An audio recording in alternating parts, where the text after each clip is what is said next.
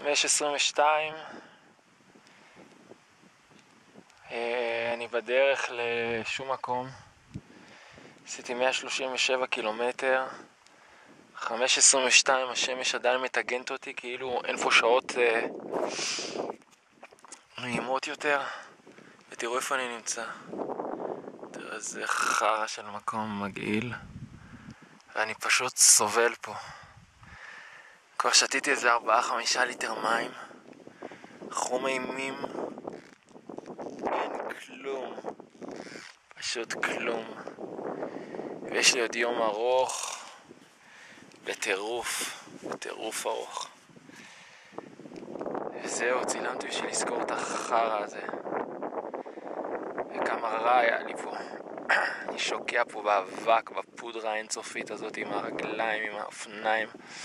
כל כמה דקות הולך ברגל, קטעים שלמים שלא אווירים.